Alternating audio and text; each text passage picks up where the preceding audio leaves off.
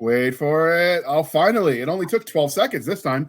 Hey, all you crazy sci-fi and fantasy fans. It's time for your daily dose of shenanigans over here at the Blasters and Blades podcast. Just three nerdy veterans geeking out over our science fiction passions and fantastical fantasies.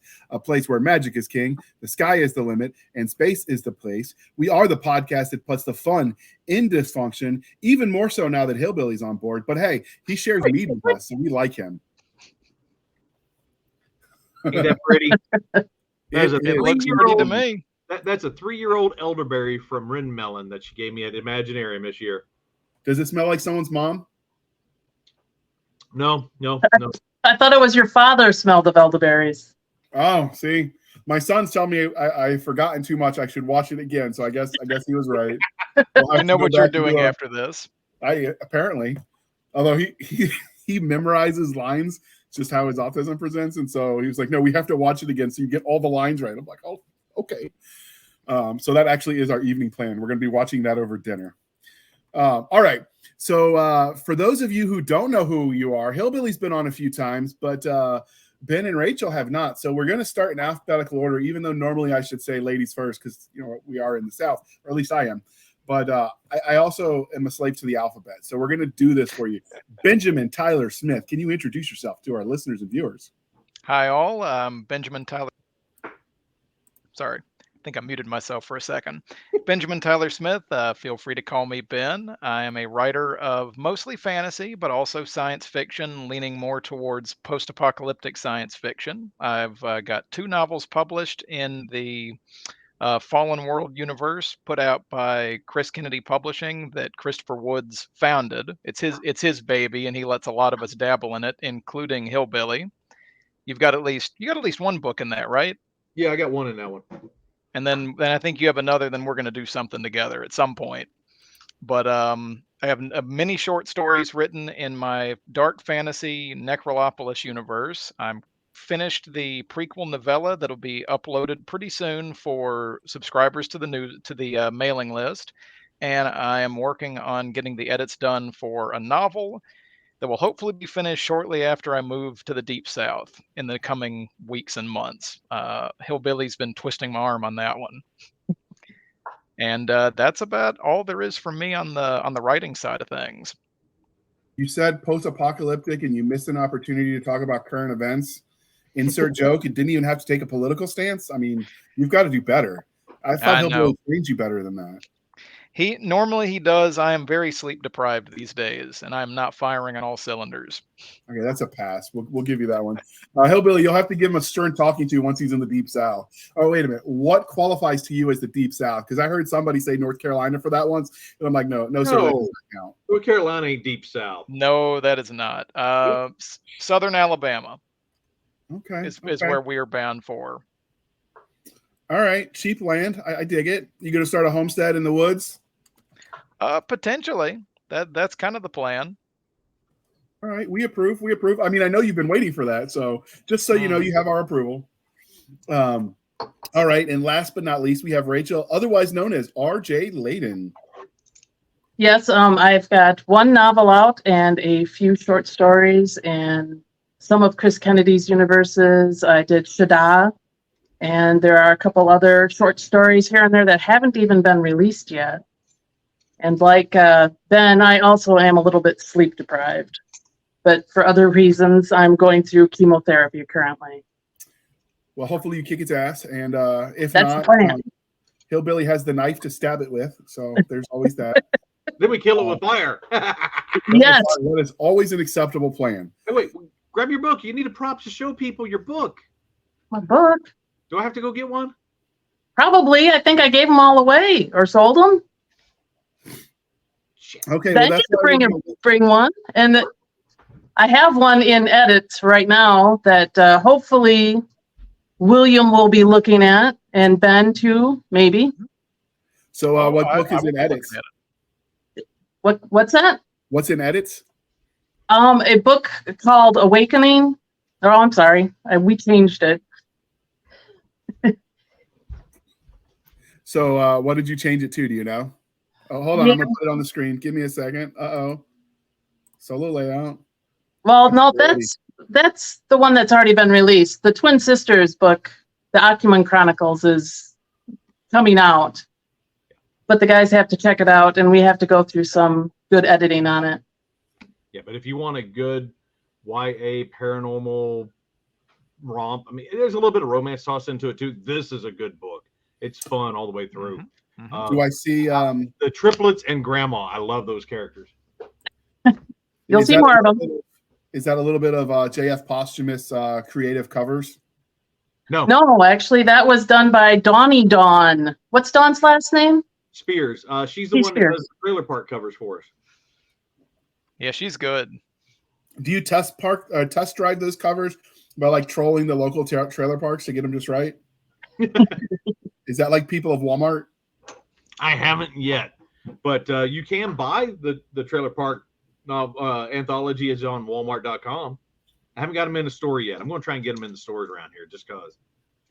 See, my problem is that up in my area right now, the trailer parks are too nice. You drive through them, they just look like a suburb with trailers instead of houses. That's the same here.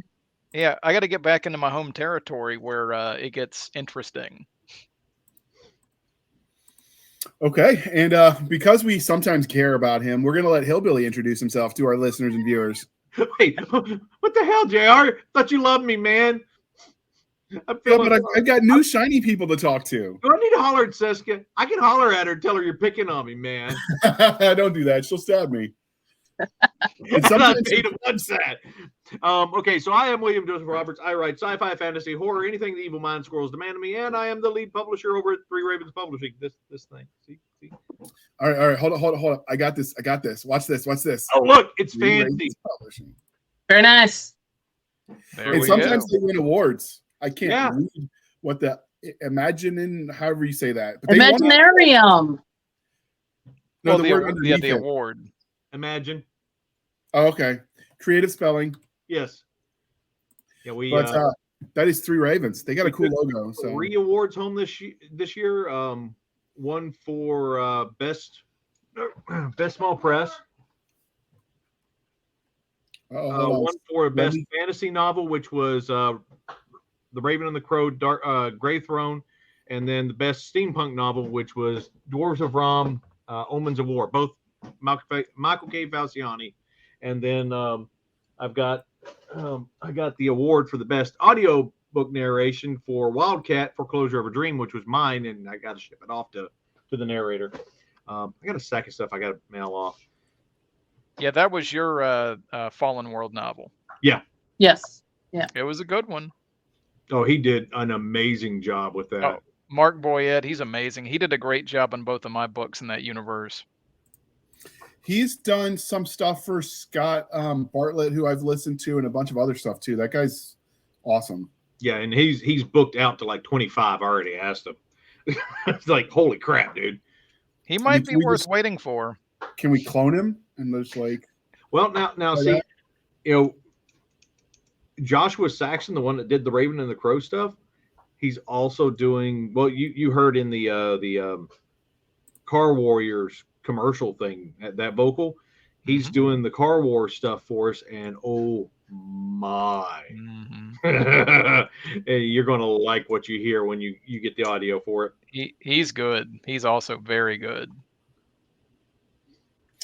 So the one funny thing is if you write a scene where a character is a little bit intoxicated and the narrator does such a great job at it, and you have to start questioning their life choices. I've done that with my narrator. But I won't tell you Garrett Michael Brown was doing weird things that he faked the drunk part so well. We won't talk about it officially. Just throwing that out there. So the next part of the introduction, dear listeners, is how we first found them. So I actually met Hillbilly through Doc, and the rest is history. He has graciously filled in as we changed our format to do a lot of more just discussion questions, and told me he would volunteer without telling them any of his published authors if I needed bodies. So it was a win. I will take it. We are going to try to use that focus with as many of the small presses out there as possible, because you want to spread the love a little bit. But he was the first that said yes, and he said yes a lot. So how do I say no to that? Because it makes it fun. Did I ever mention that I'm a whore online? Maybe and everywhere else too. Yeah, it's okay. It's okay. I mean, as long as you bribe people with mead, I think you can get away with a lot. I do that a lot, but it works. It does. It does. You can't go wrong with booze. I mean, hell, was it? I didn't get on the Star Trek fan panels that I wanted to get on, so I contacted the track director. I was like, "Hey, what's your favorite flavor of honey mead too while I'm at it?" Did you get on him? I hadn't heard back from him yet, but Cisca and Mara is going to talk to him at the next meeting for me to see if I can't get on some panels. Nice. So before we get started talking about the publishing house that brought us here, because this is going to be our first small press in-depth look, sort of stole the idea from the Bain Traveling Roadshow, and then Chris Kennedy Publishing started doing it, and I thought it could be fun to sort of highlight some of these small presses and what they got coming out. So before we get started, though, the two new people get to answer our religion questions. Are you both ready for this? Yes. Oh yes, let's do All this. right. Don't do it. Star It's a trap. Wars, Star Wars, Star Trek, or Firefly? Benjamin. Star Wars, if we're talking about the original trilogy. Star Trek, if we're talking about the original and Next Generation. So Okay. I'm kind of in between both. Okay. The Next Generation did have the holodeck, and you imagine every young boy out there who imagined that had ideas on how that could be used. Oh yes. Hey, don't forget us. Us girls had some ideas too. I'm not a girl, so I don't have a lot of experience being a girl, so I'm just going to have to speak what I know. But it's good to know the ladies had ideas too. Is it Riker doing the pose where he like lifts the Captain Morgan leg going on? Is that what the idea was? I'll plead the fifth. Okay, all right. So Rachel, Star Wars, Star Trek, or Firefly?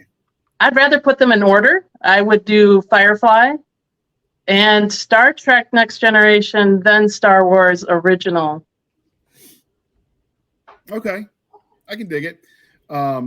Did you like the reimagining that Star Trek has been doing?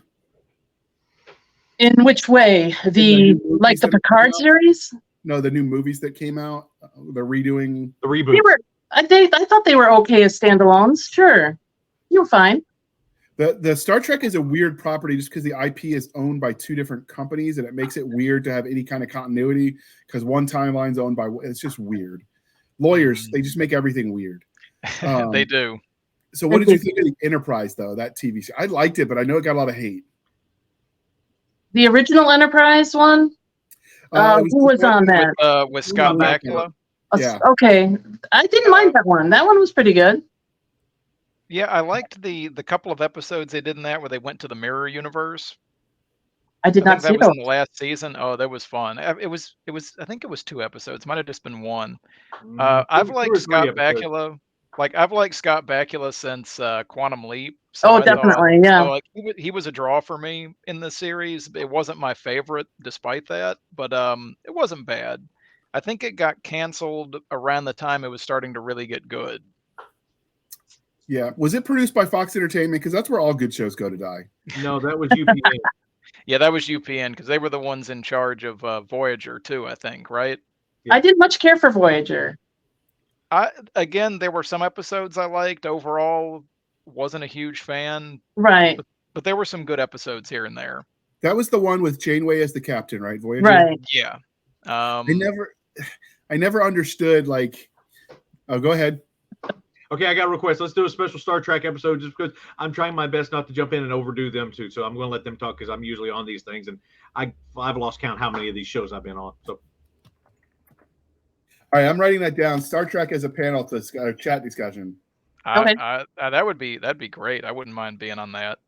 All right, we'll get that in the books. So I know it gets a lot of, I don't know, it just seemed like they should have gotten home sooner, but they kept taking side trips to keep the series going. Right. So I tend to be a fan of things that in properties people don't like Stargate Universe got a lot of hate, but I loved it.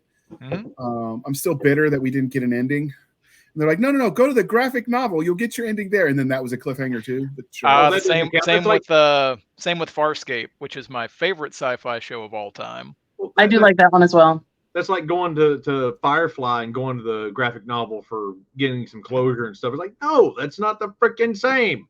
Yep, that's what they did with Farscape. Season 5 got turned into a mini series, and then they started doing some of the season 6 and 7 stuff in graphic novel form, and it wasn't the same. But they wrapped up in season 5 of Farscape, they wrapped that up pretty damn good, though. They did, but they had such great plans. Without getting too much spoilery, once they were going to resolve the big Cold War going hot issue between the two big empires at the time with the Peacekeepers and the Scarans, the Nabari were going to come in a huge way.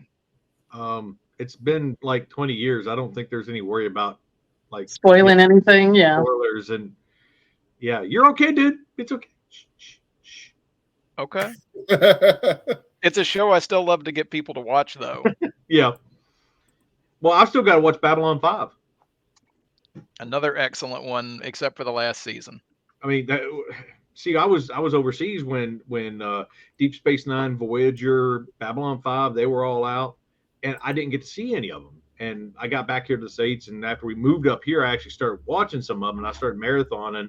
Hell, I marathon Red Dwarf and love Red Dwarf first. Then I went to Voyager, and I was actually enjoying them because it was something new. But I wasn't inundated in the '90s with them. I started watching them and streaming them, in like 2010 or something. Mm-hmm. Okay, all right, and because we are polytheistic. Game of Thrones, Wheel of Time, or Lord of the Rings? You first, Rachel. Okay, I will take Lord of the Rings. Although I did enjoy Game of Thrones as the book, not the series. I think it was written pretty darn well. But you're never going to get an ending. No. Probably not, but that's okay. Was it 12 years and he still ain't finished it?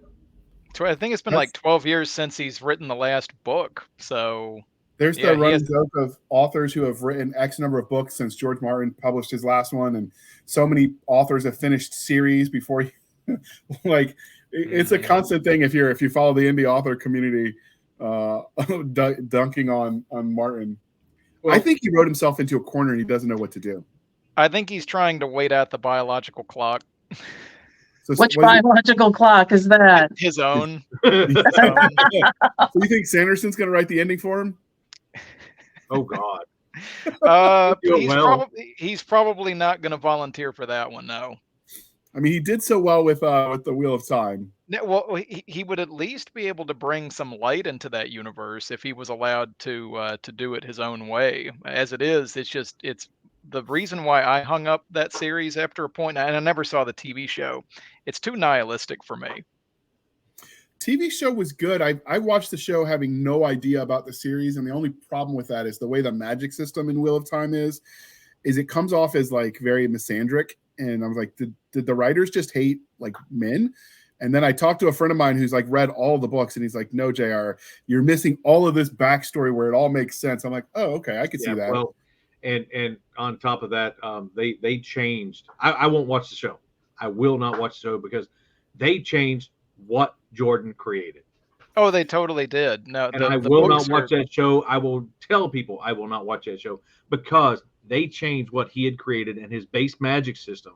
It's like, no, that's just not cool. You can change a lot in a series when it comes to fantasy to make it like obviously like every medium, because we've talked about this in the pre-show, how you get 3 ravens, you try to get all across all the mediums, and every medium presents a little differently. Like for instance, if you're getting a static flat image, you're going to draw it one way. If you want to tattoo it on your body, you've got to account for the natural curves of the human form. You're going to draw it a little different. So I accept that when you took a book and you put it into a movie.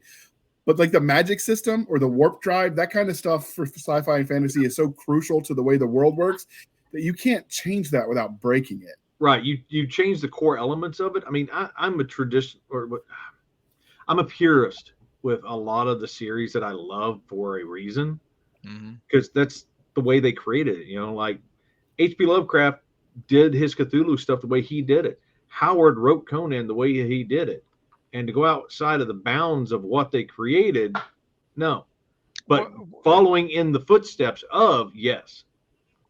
Well, so my issue with the Wheel of Time series, like TV series, and yeah, I didn't watch it either, other than just seeing the trailers for it and seeing a little bit of reviews for it, is well, like you'd said, Hillbilly, it actually breaks a lot of the core elements of the story that made the story so compelling. So like the main thing that you get into, I think in like the very opening scene of the show is talking about how, when the Dragon Reborn comes again through this whole cycle of rebirth and clashing with the Dark One, they mentioned something like, that the Dragon Reborn could be a man or a woman.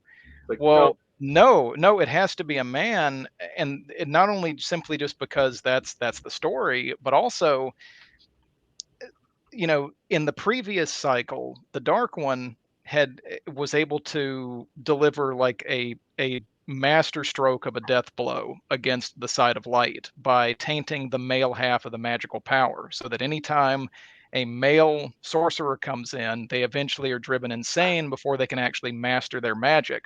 Mhm. And since the Dragon Reborn, the one who is destined to fight and defeat the Dark One, is always a man, what this means is the next time the cycle begins, the Dark One is won by default. If it could be either, then it turns the Dark One's master stroke into a roll of the dice. And it takes so much power away from the story itself and also from the Dark One. He's no longer as seemingly omnipotent and omniscient as he appears to be, at least in the original story. So that was too foundational of a shift for me anyway. Okay, I can see that. And we will mention, since we talked about Sanderson real quick, with him writing the end of the Wheel of Time books, though, with Robert Jordan passing away to cancer, like he knew he was going to die, so he actually wrote outlines in all the World Bible. So even though it was finished by someone else, it still had his hand in it. I don't know that you would get that for whoever's got to finish Game of Thrones, because I don't think he knows how to end it. I really just don't. I don't think he did either. I'm with you. I think he painted himself into a corner. And don't forget, Brandon did the prequels to it too. Mm-hmm. That's actually where he started out before he finished up the series. He went back and did the 2 prequels and then continued the rest of it. Was that because he needed to get like into the universe to get the vibe right? I'm not sure. I think it might have just been something that Jordan had put down and they decided to go with that path. It might have been to get him into it and get him rolling, and then they just used that material maybe. I don't know. If he's at Superstars, I'll ask him this year. I mean, I'm hoping that'd be great. I would love to meet him. I haven't heard if he's coming yet or not. I mean, that'll be 3 years in a row and he ain't made it. We've tried to get him on the show a few times, but he doesn't answer our emails. Yeah, he's not busy. Yeah, and I suspect it's not even him. It's his minions in the background. Mm-hmm. So the trick is to make friends with the minions. That's how you get stuff done in this world. Make friends with the minions. The thing I want to ask him is that after that insanely successful Kickstarter, does he have a gigantic vault full of money that he swims in now, like Scrooge McDuck? Scrooge McDuck. Yeah, that would be nice to get even a fraction of that. It actually turned like the Kickstarter platform is almost its own ecosystem, where even if, like, a lot of times, if you don't get it funded, I'm not writing the book or making the comic or whatever. Now people go there not necessarily because they're not going to publish it either way, just to get new eyeballs on it. Mm-hmm. That's exactly what we're doing with the Car Warriors Kickstarter. That was one of the primary reasons for doing the Kickstarter. Was it's a whole other social media platform that I wasn't playing on yet, so this is one way to do it. And the fact that we get some backing, we get to have some cool swag and all that, and push the series. It's like bonus. Well, it's such a neat way to get another level of involvement. Not even just so much on the funding side of it, just to get other people, fans, readers, supporters, to have their chance to kick something into the pot and feel like they're more involved in the process than just as a simple customer. I mean, that's one of the reasons why I back, like I don't have a whole lot of discretionary income to throw around, especially with us, in the middle of a move right now. But there are some projects I've backed, whether it's books or classic retro style games that are coming out. Anime. Oh yeah. I've backed the remastering of a couple of different anime from the 80s that are getting like a nice redub, remaster. And it's not just to help bring it out. It helps me. It's just neat to feel a part of something like that, in whatever small way I can contribute. So it's just cool to offer that to other people. And there's going to be other people that are like Ben, and hopefully they will all come to the Car Wars. Yeah, we had one guy. He dropped nearly $1,000 in one whack, and he got the red shirt, he got the secondary, background character, and a primary supporting character tuckerization. I'm expecting if we cross the 5,000 mark for the next stretch goal, and I put up that lead character tuckerization, he's going to be the guy to grab it. Oh, I don't doubt that. And that's such a cool idea. So we're recording this on the 6th, but this will be airing on the 25th of August. So when does the Kickstarter end? It ends September 15th. Yeah, So September. this will 15th. still be open. So I'll go ahead and throw a link for that as well. Okay. So that way, anybody who didn't, when they watched the interview that went live on the 7th, when you watch them talk about the Kickstarter, if that didn't motivate you, like, you got a second chance to redeem yourself. And I purposely ran it out for 45 days just to get through Dragon Con. Yeah, so you could pimp it out there. Well, Okay. we're doing panels at Dragon Con, so it's like, I'm so sad I'm not going to be there for many reasons. Will there actually be dragons at Dragon Con, though? Of course. I would hope so. They're going to be wearing the robes of the Marriott Carpet cult. Well, if there's no dragons, that's false advertising. We could sue them for that. I mean, I think it might be worth it. Unless they're like dragons from Shadowrun and they can appear as human. That's a good idea. Are they walking among us? That's the question. Yes, but that's where you sue them. You get disclosure, and then you could find these things out. Like, you can look behind the curtain. Exactly. I mean, we're not planning a coup, but we're not planning it either. Is all I'm saying. all we want to do is expose the real truth that our lizardmen overlords are really dragons. Wait. Hillbilly said that Hillbilly made me sign an NDA. He said I can't talk about your lizard overlords. That was supposed to be a secret of Three Ravens Publishing. Oh, well, my bad. I'm just... knife time. Like, I'm just saying, you were on the path to success. They had given you the all-seeing eye. You guys were going to be like the next Bane, the next Penguin House. And you just off the over... Oh, what's he doing? You're in trouble now. Uh-oh. Just saying, now you got to make the deal with Faust, and that's not always going to end well. Hey, usually does not end well at all. JR's doing things he shouldn't be doing again. We're doing a recording, but he's doing this stuff. You need to be on here wrangling this guy. I'm telling you, man. So he's pulling strings. Right. So we've talked about a little bit since we mentioned the publishing house. We're at the perfect point to get started. So we're going to play the commercial just a little earlier than normal, and then we're going to jump into talking nothing but Three Ravens. So you take a deep breath. You got this. You got time to think, and we're going to show that commercial.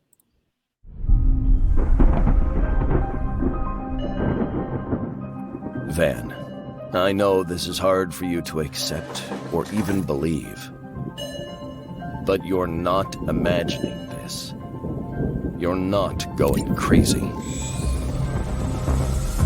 Your grandfather believed right down to the core of his being in protecting those who couldn't protect themselves.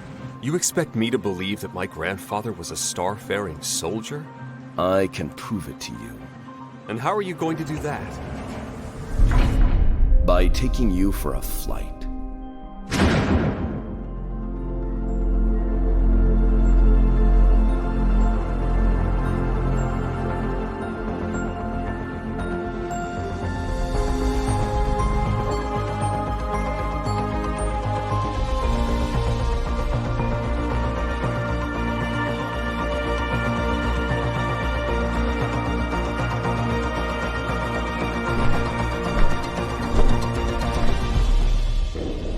Whenever you're ready, Van.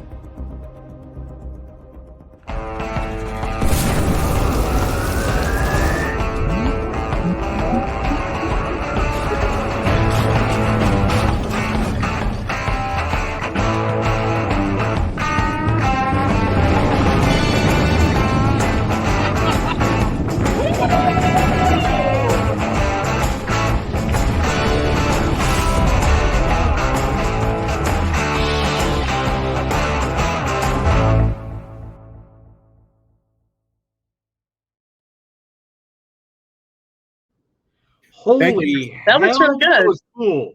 That was amazing. That was I love that put out by by Jay Cheney and Terry Maggart, one of the many Terrys out there. And I guess if you make nice with Podium, they make you really kick-ass commercials.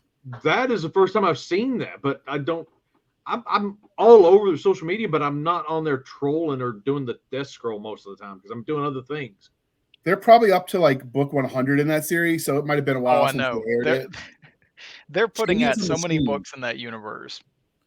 He's a machine. Good. Him and Terry. Terry doesn't sleep. So what it is we talked to Cheney about this series. We interviewed him about it. Is he actually keeps the Terry chained to his desk. His wife just throws food. There's not even allowed to get close enough because probably don't want to smell him. And then they just keep him chained. What you need to do is invest in some Home Depot chains and padlocks. Get your authors chained to their desk, and you can crank out 10 books a month too. 10 books a month. I mean, they're doing crazy numbers. I mean, if you're going to airdrop food and chain them to the desk, you might as well set ambitious goals, right? This is true. So I'm just saying, when Three Ravens strikes it big, we'll know how they did it. Don't give them mead, though, because, you don't want to interrupt actually, maybe they'll write better on mead. They did say rock and roll died when they all got sober, so maybe there's something to that. Hey, there you go. Anyway, all right, so we are here to talk about Three Ravens Publishing today. So first off, can you tell us how your company came to be? Oh, Me? geez. Where do we start? Yeah, I was going to say. Let them go ahead and do some because, you've heard from me. Well, Hillbilly and I, or I should say William and I, went to LibertyCon when it was at the Chattanooga Choo Choo. Mhm. And we met Ben there. And we kind of developed an idea to do this. Make the Three Ravens Publishing. We didn't have a name or anything at the time. Yeah, we met. That was in 2017, right? I think so. It was a while ago. And Triple X 2017 last year at the Choo Choo.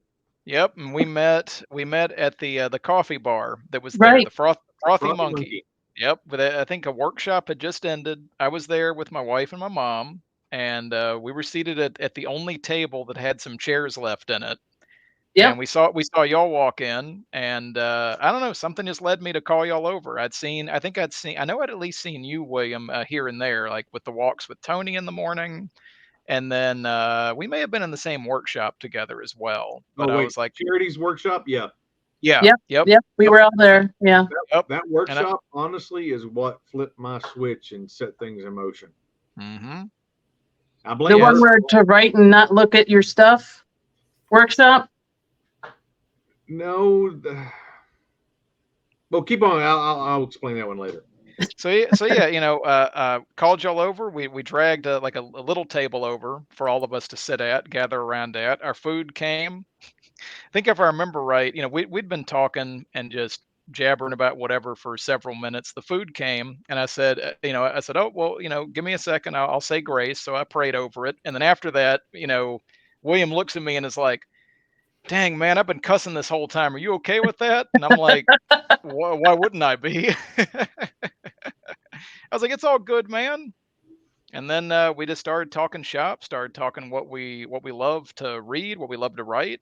We started trading stories back and forth here and there, doing edits and bleed runs on each other's stuff, trying to get into different anthologies, different contests together. Well, now we all three got into the Shaddad Toys anthology together. We Right. did. That was our first, I think. That was my first publication, and I think it was yours too, wasn't it, Rachel? Yes. And it was one of my first. I'd had a few published before them, but all just mostly minor little e-zines and a couple of anthologies here and there. So that was my first, and it was the first to come from a writers' conference. So that was cool. It showed that the conferences can pay off in a big way. A lot of it is about the connections you make. Yes. Hold on. There it is. We kind of drugged Ben into this one. It's like, guess what? That's right. That's right. I didn't have an idea for it at the time, and then I think there was a space left. You'd mentioned that, William. I think like a week before the deadline, and I'd come up with an idea. I messaged Hanson about it, and said, "Hey, I got this idea. It's mostly done. All I need to do is edit it. Oh yeah, sure, send it over." I hadn't written one word. All I had was just a basic idea. But over the course of like the next day and a half, I banged out a 10,000 word short story and got it out. Now, I mean, being the father of a 2-year-old at the moment, those days are done. But hopefully when we move and we get a little more support from my side of the family, I'll be able to get some days to retreat and get a lot of writing done. But man, those were wild early days for us, weren't they? Yes. When Good did we, times.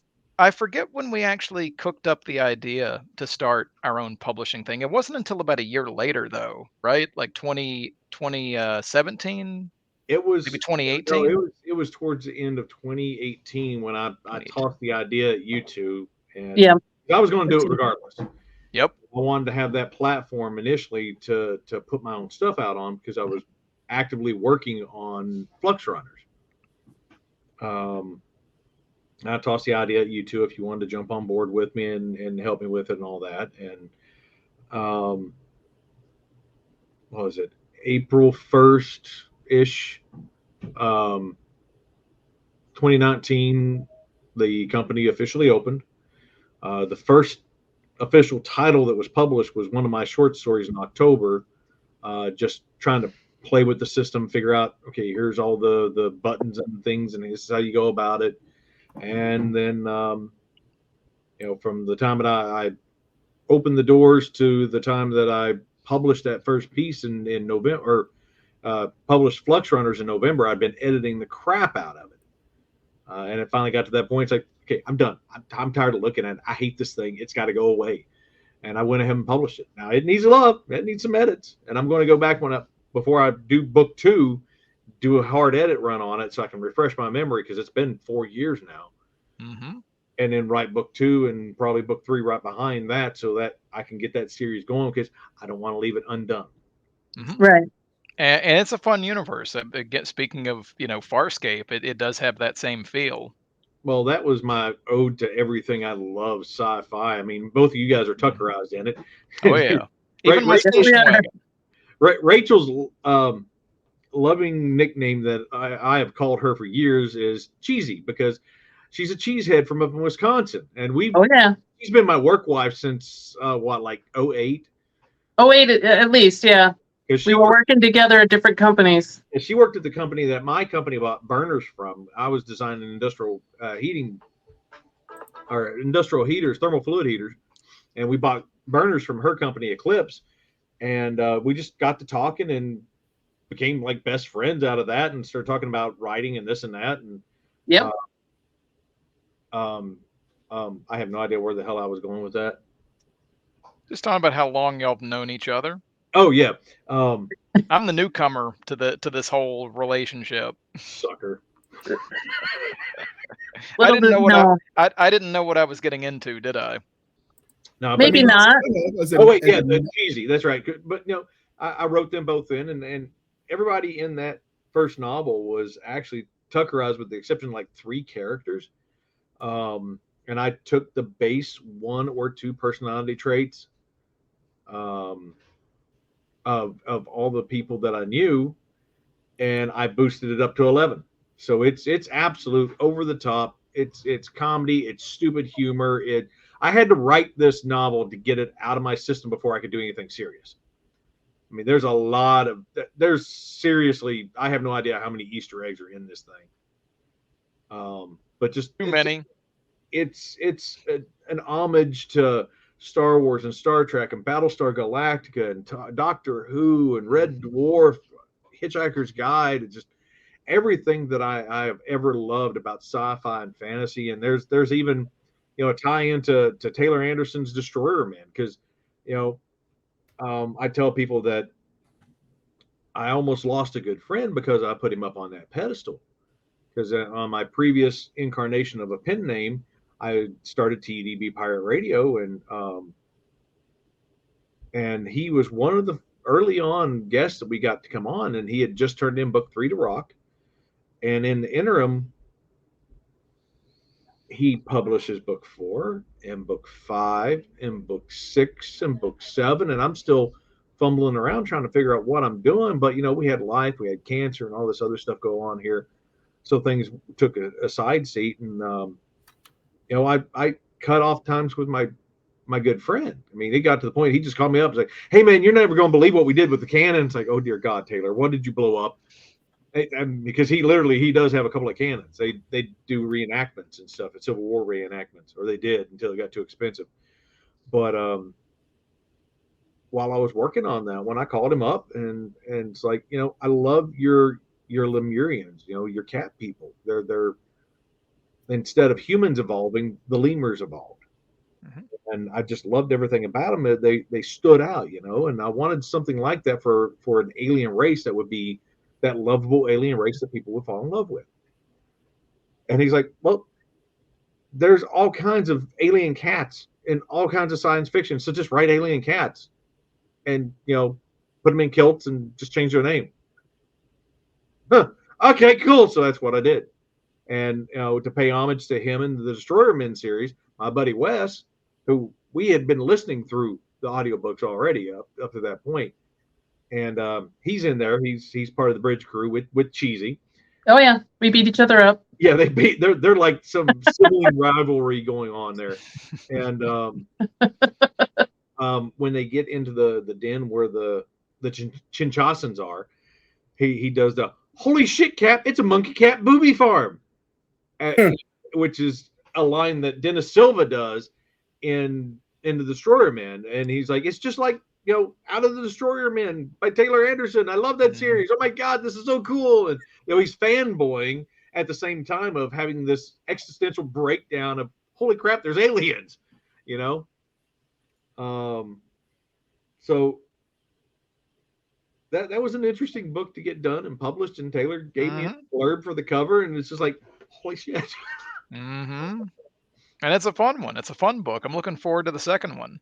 But yeah, I ended up wrangling Ben into it. His character is a archaeologist, and the battle wagon shows up. Oh yeah, my Roadmaster's in there. I think it's a hover wagon now too. Mm-hmm. Some kind of all-terrain vehicle. Yeah, your wagon has gotten into many different books, hasn't it? Oh, it has. The only thing it won't ever get into is my Necrolopolis series, because that's like pure fantasy. But anything set in real world or at least far future times, it's going to be in there in some form or fashion. Smuggle it in. You could just make it a hearse. Yeah, there we go. Maybe they'll be doing some sort of like an industrial expo outside of the city, and someone will bring in this weird looking horseless carriage, and then it'll just quickly get dismissed. Oh, these things will never take on. Make it look like Ecto-1. There we go. We'll have it get destroyed by a couple of golems that are gonna go crazy and are fighting. And the last we see of the guy who invented it, he's just weeping over his broken, mangled mess of a car. The Destroyer Man series is a books that I want to get into, but unfortunately, my dream to read, my time to read, and my wallet to buy the books are not always in perfect alignment. Well, the audio is very worthwhile. William DeFries does an amazing job. I forgot what book he left off on before he passed away. But the replacement, they did a really good job of getting somebody similar in tone and timbre, so it doesn't throw you off going into the next book. Audiobooks have been such a godsend for my ability to actually read these days. It's just I prefer reading with my eyeballs, and I prefer physical copies of books. I just don't have the time. Yeah. At the moment, there's the only time I have to listen to things is with when I'm doing the day job. Okay, it saved my sanity doing engineering. Mm-hmm. Pop in an audiobook and go on an adventure. Yeah, but how do you hear the audiobook over the sound of the hammer? I'm told that's all there is to it to engineering. It's just to hit things with hammers. Until hammers it works. And wrenches. That's it. Yep. And duct tape. That's percussive engineering. How did I forget that official? I don't know all the official lingo, so clearly. So that's sort of your origin story as Three Ravens. What made you pick Three Ravens as the title? Three of us, obviously, but the Ravens, I think that was something to do with Hillbilly and a motorcycle and some dark birds chasing him around. A little bit. I mean, we actually tossed around a lot of different ideas. We did. And I was looking through tattoo images and things like that, like Celtic tattoos, just for idea generation. And the artist that did the cover art for Flux Runners, and actually my novel Widowmakers, I tossed the idea at him of 3 ravens, and that's where he came up with that 3-headed raven look. And he sent that back, and I'm like, dude, that is, yes, that's perfect. And it, as soon as I saw it, I was sold. And what was it?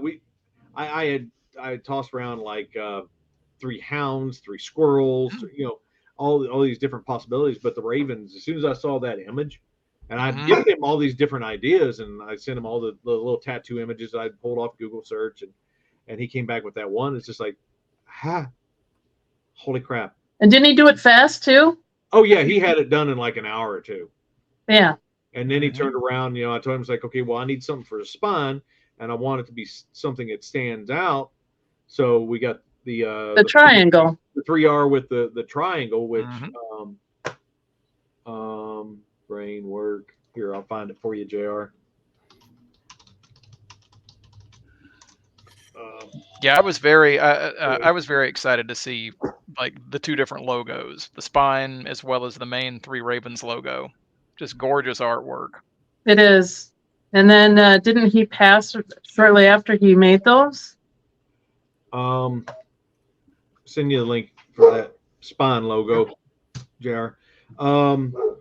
He actually got done with the roughed in cover of book 2 for Flux Runners, and then a month later had an aneurysm, and he passed away.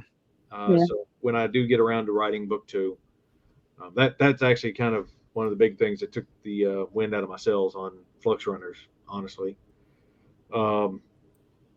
That, and during the pandemic, then I found out a year after that one of my good friends, and one of the characters, Bob Medora, he had passed away of, it looks like, a heart attack, but I never found out the details, and I wasn't about to open old wounds trying to contact his wife or anybody to find out. And it was just one of those, you know, we were always close, kind of, but we just kind of bounce in there and hollered at each other. It's like, hey man, how's it going? It's been a minute. But you know, it wasn't like we talked every day. We'd see each other on Facebook and messaging and things like that, and comments. But other than that, it wasn't, you know, wasn't anything to go months without talking to each other. And I was sitting there one day, I think it was honestly toward the end of 2020. No, it was the end of 2021. And I was sitting there thinking, it's like, I ain't talked to Bob in a while. Wonder how Bob's doing. I was like, wait a minute, I haven't even seen Bob online. And I went to poking around and like,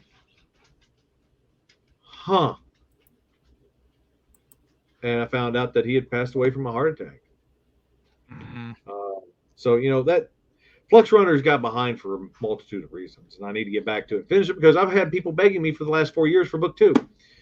So I've been having people do the same with me for the 3rd Blue Cavalry book that's going to follow up Blue Crucible and Blue Salvation in the Fallen World universe. But like you, one of my best friends, you know, got put into that as a supporting character, and I wanted him to be on the front cover of the 3rd book because he's like one of my super fans for those books. There's a character in there he loves other than his own. I was going to have the 2 of them, and this will still happen when the book comes out, the 2 of them fighting back to back against a horde of enemies.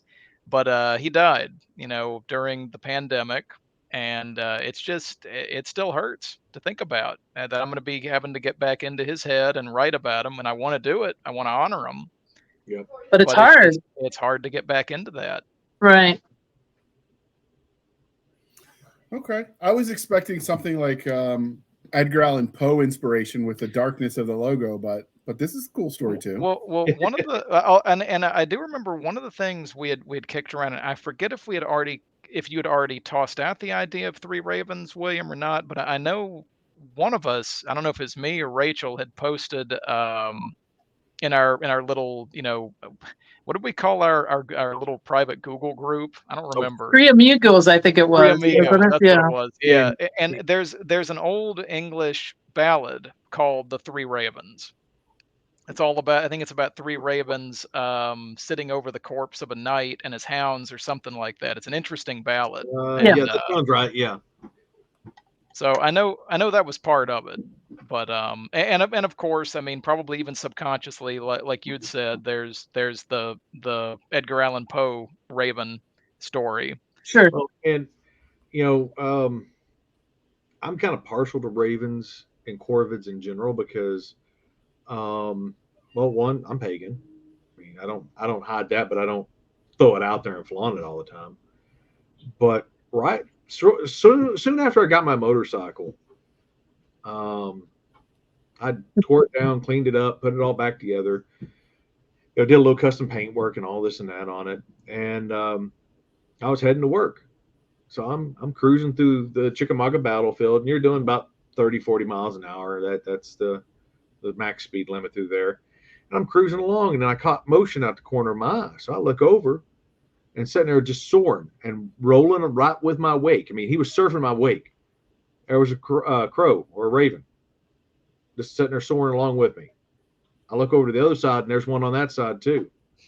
And so I had them just sitting there either side of me about a foot or two off of the bike and just soaring along with the wake of the bike. And they rode all the way through the battlefield with me. I tossed that experience up in the Kawasaki riders group and a couple other places just cause, and people like, Odin sent his messengers to check on a warrior and this and that. And it's just like, it's kind of profound to have those two just cruising along with me and riding right along. So on either saddlebag, I fly a raven feather on either one. Had a witch from someplace else send me a whole bunch of feathers that I won't mention where, just because I don't want to get them in trouble.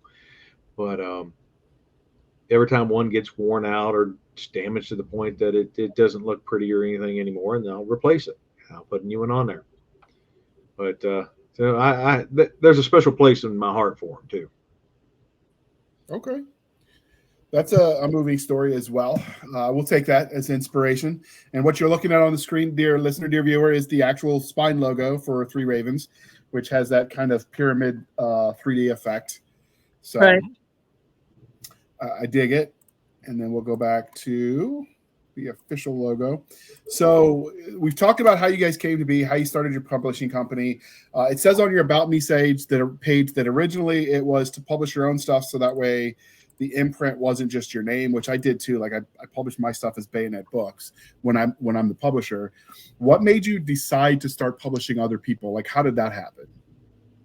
I think that we was wanted to help others. William, right? You guys ran over each other. Who said what?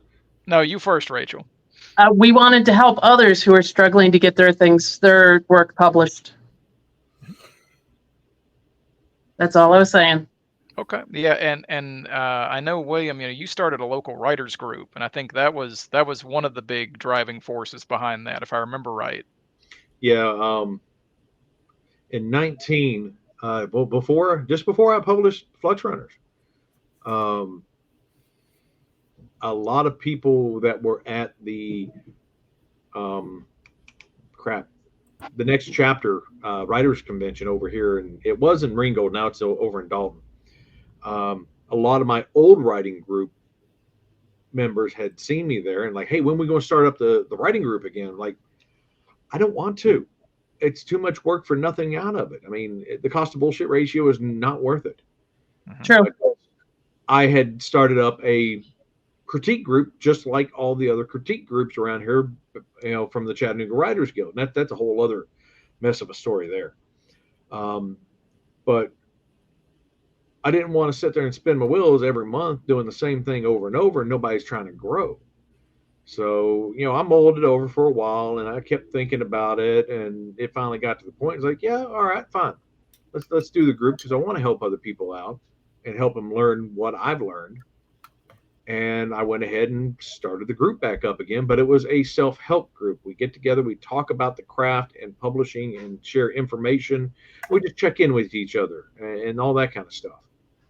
So, it was not the typical group, but it works well. And come December of that year, the group was like, hey, let's put together a little collection. So we did. And we did a little flash fiction collection, 500 words each, our own little stories. and went ahead and published it through Three Ravens, and that kind of started it. One of the next ones that I published after that was John Drake, which I repubbed 2 of his, and then he wrote another one. He's wrote 2 since. I published him initially, repubbing his first 2 novels.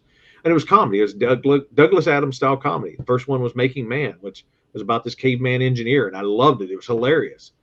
So much tongue-in-cheek, campy, just British style humor. And then Dan Holyfield, he had one that we published for him. And just, Dan runs Apelian Web Magazine, and he has helped people for 25 years to learn and grow in the craft to the best of their knowledge. Over there they got their group of editors and stuff, and it's a web magazine, has been for 20 some years. And it's like, okay, yeah, let's help Grandpa out, or Grandpa Dan out, and get a book in his hand. And we did. And it's just like a little chap book size, like the old paperbacks. And from there, it just started kind of going. I mean, we talked to people and like, hey, cool, yeah, let's do this. And then we finally started getting submissions, which is weird. And then it got more submissions, and then it turned into this past April, or into April, early May, when authors published an article about us that I didn't know about until after I started getting flooded with emails, and we had over 400 submissions in 4 days. Yeah. So what was this magazine that did an article about you? I don't know if it's a magazine. It's at least an online article place. It's called Authors Publish, and they just did an article on Three Ravens. I don't know where they came from, why they did it, who talked to them. I don't know. All I know is just all of a sudden we started getting flooded. I'm like, oh, cool, we got 5 submissions today. Wait, there's 10. And by lunchtime, we had like 40. I'm like, what the hell's going on? And somebody had contacted me on Instagram, asking me details. And so it's like, how did you hear about us? And she told me about the article, and I went and checked it out. I was like, well, some bitch. Okay, cool. Yeah, all right, let's roll with it. So yeah, it's grown since opening the doors in 19.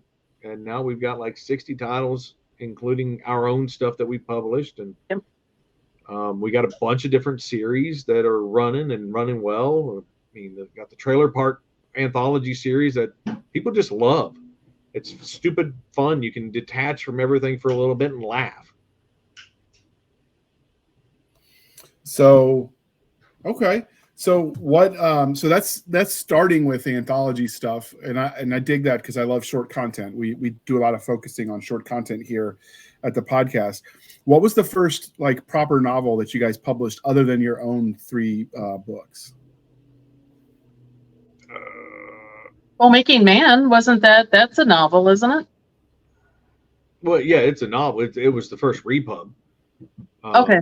So okay. After Flux Runners, yeah, well. Flux Runners would have been first, then Then the Drunken Cranberries. But that's your groups. Yeah, Corner Scribblers Flash Fiction Collection. Right. I think it was like in February of 20 that I did Making Man, I think. Hold on, I'm trying to pull it up. I think it'll let me sort by when it was originally published. Well, actually, if nothing else, we could go and look at the pretty pictures, maybe. And while he's looking for stuff, we have had some funny things happen in the publishing arc with a couple of people from Russia trying to get their work published. And they were pushing a lot, and the work was not that good. Remember that? The people from what? Russia? Oh God, yeah. There was 3 brothers and a sister. Yeah. trying to get something published, and they went down to the tangent of contacting all the authors to get Yes. help with editing. And it's like, we can only do so much. And I understand why Bain and all the others, they don't give feedback, because feedback takes time. It does take time, and sometimes when you do give feedback, they want more. The author that you're giving feedback to wants more. Just editing 3 or 4 chapters isn't enough. They want all of their work edited. We don't have time for that. Okay, yeah. So Closet Cases was a Flux Runner short story, was the first thing I published. Then Flux Runners, Drunken Cranberries, Poker Face, which was another Flux Runner short story. Making Man, Cheating Death by Jonathan Drake. Then then another Corner Scribblers collection, another short story of mine, Android Girl, which was a poetry collection by Michael Hansen.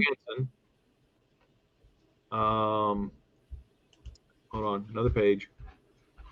Then I had another short story I tossed out there just because. And then Dan Holyfield, Abducted. And then Loki Bound by Charity Ayers. We repub. There we go. Was that a repub? Yeah, that was a repub. She originally had done it by herself and then went through, cleaned it up some, doctored up the cover a little bit. And it did fairly well, for being a very first out the gate kind of thing. And, nobody knowing who the hell we were. Right. No, mine was shortly after that, I think. Let's see. Then it was Quarantine World by Hansen. It was just a little chapbook poetry collection. Killing Chance was the one that John Drake had wrote afterward. Then more Corner Scribblers. Jerry Harwood's 12 Hours on the Block. That was an interesting allegory. The entire Aztec creation myth in 12 hours on a prison block. Oh. Okay. Yeah, it was an interesting story setup. Actually, I published Ben's Necrolopolis collection October 2020. Then Madcap, Children of the Corner, Phase Amulet. Jenny beat you. Oh. And Madcap was a brand new one. That was a brand new. Madcap was Charity Ayers' first title, or first new title with us. That one was an awesome story, and it never did great, but I blame myself on marketing, and I just didn't know how to market it, or I wasn't in the right places yet. She's given me Madcap too, so we'll see if we can't do that justice now, since I know a bit more than I did before. Right. But yeah, I mean, I'm sitting there looking at it, and I got 7 pages on Amazon, and there's 10 items per page. So, yeah. Not too bad.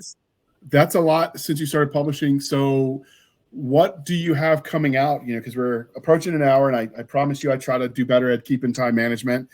New format means I've got to relearn all the pacing for this podcast. But yeah, so who cares about what time it is? It's all good. So what is coming down the pike for the rest of 2023 and then 2024? Off the top of my head right now, we've got the Bent novel challenge going on at the moment. 45 days to 50,000 words.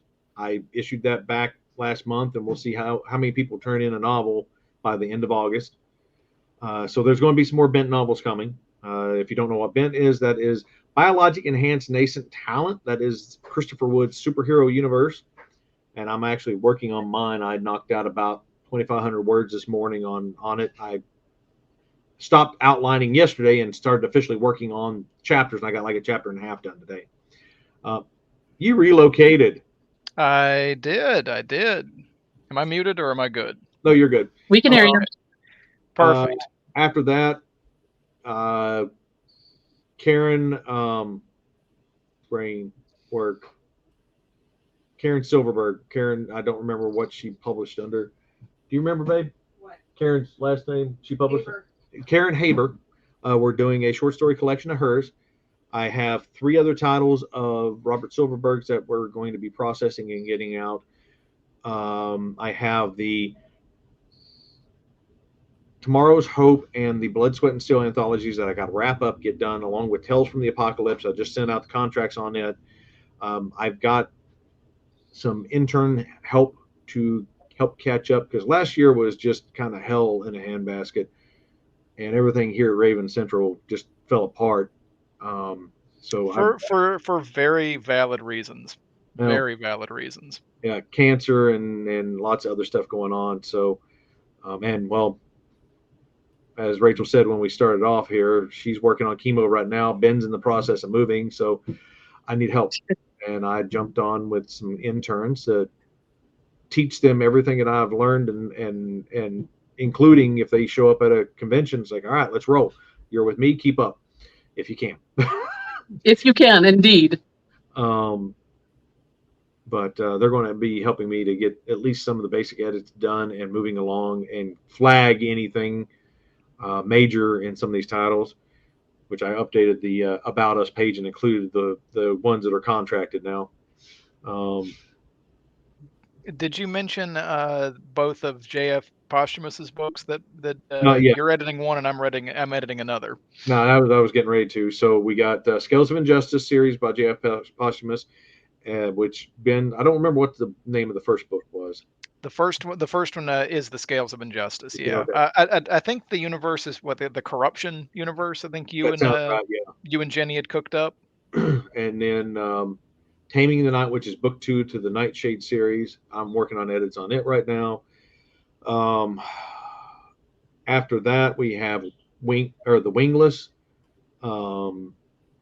David, I cannot remember his name off the top of my head right now. He is one of those that the 404 days submission pile. He's one of those that the pitch. I mean, honestly, if you're going to submit something, one, follow the guidelines. I mean, absolutely follow the guidelines, because it's going to get you kicked out real quick if you're not. It will. But, David M. James, this is a reprint. His pitch initially caught my eye, and I was more or less just saving things off, putting it on our list, sending the reply, yes, we've received it, we will get back to you as soon as we can, blah blah blah. You know, it's just a form letter. But his was like, oh, you know, I was kind of skimming the pitches to see what was going on, and if it was something like, if it was blatantly going to be message fiction, I'm like, yeah, sorry, no, we don't want this. You know, or short story collections in general, they don't sell. Karen Haber, I'm doing hers just because. I mean, I'm publishing her husband, so why not? But you know, I was looking through those to see and kind of filtering out some of the stuff we didn't want. But his came through, and it caught my eye. I'm like, oh, this sounds really interesting. And I'm not one to like Bible stories in general, but it's about the Wingless, the conscientious objectors to the heavenly war. You know, you had the fallen angels and you had the heavenly host, but these are the ones that didn't fight on either side, and they had their wings clipped. So now they're immortal on Earth, still angels with a little bit of power, and one of theirs goes missing. And now they're trying to figure out how an immortal being went missing, and they can't find them. So it's just like, I read through 9 chapters. You know, I marked it as I was going through and taking everything off the emails, and I marked it on there. It's like, this is mine to review. And I literally read through 9 chapters without any edits, because it sucked me in. I'm like, yeah, I want this. This is good. And that's one of the most beautiful parts of this gig. Oh yeah, getting to read awesome fiction and helping to give birth to it. I mean, Raven of the Crow series, Falciani had originally released the first one, and it did nothing. It just sat there. Then we re-released it with the new cover art and give it a little push, and boom, it's taken off. I mean, that's one of our best sellers. And the cover art was done by students. It was a contest. Well, he's a kindergarten gym teacher, and he had talked to the art class, or the digital art class over at the high school in Carson City, and they're the ones that had done the artwork. We ran it as a contest. And all of them in that series are going to be that way. Now, eventually they'll get it recovered, and so we can rebrand the entire series. But until he's done writing them, they're going to be done by these students, and gives them the opportunity to learn real world scenarios and following guidelines and things like that. You got to bring your A game if you want to get the gig. And, Yep. they get paid like any other artist for a piece of cover art. Yep. It's good. It's a good opportunity for life experience for them. Not only does it help them build their portfolio, whether it's accepted or not, it teaches them the basic understanding that, well, like you said, William, you need to bring your A game, and it's the same with people submitting to the slush pile, whether it's to us or anyone else. Bring your A game. Like there are a lot of things that can be forgiven in a submission, even if you don't necessarily follow all the guidelines. But every time you go either against the guidelines or there's issues with your plot, your pacing, your grammar, no one thing for the most part is unforgivable, but there's a snowball effect. Right. Yeah. Everyone adds on to the next one, and it's exponentially more. You catch one thing, then you catch a second and a third thing. Each issue becomes that much more of a problem, becomes more glaringly obvious there's something wrong with the manuscript or with how you understand guidelines and protocols. So that's it. It pays to go into something thinking you're one or two mistakes away from getting blackballed. Yeah. Yeah. And if you want to argue or be snarky on a rejection, that'll get you blackballed in a heartbeat. Oh, there have been a couple of those. Yeah. And, I should have wrote that one dude's name down before I deleted his email. But, okay, so we got it's actually going to be renamed Battlefield, Missouri, I think, by Colonel Arnold Montgomery. Oh, yeah. That's a good one. That's a good one. Paranormal City 2, Wave Song, which is going to be one of the next JTF novels. That's Quid that's a Pro good one. Quo, which is Dave Hensley's JTF novel. He's good. If I can get it done after this Bent novel, I'm knocking out Blacktooth Grin, and that'll be in the queue for publishing too. And that's going to be the first modern JTF 13 novel. Madcap 2, like we said earlier. Jenny Posthumous's narrator, Terry Job, she's turned in 2 novels to us now. Oh, The narrator? that's exciting. Yeah. She's Okay, cool. As an author. Fantasy novels. Do what, JR? As a narrator or as an author? As an author. And she's planning on narrating them herself, which is cool by me. That is awesome. The Guns of Underhill Book 2 by Michael J. Allen. We have Bill Lehman's. I forgot what the series name was. He's got 3 novels that we're repubbing for him. It's a shifter series out of the Seattle area. So it's like a forest ranger shifter trying to keep things under wraps. And I guess I haven't read through all of it, but what I have read, it was interesting. So I was like, yeah, let's do this.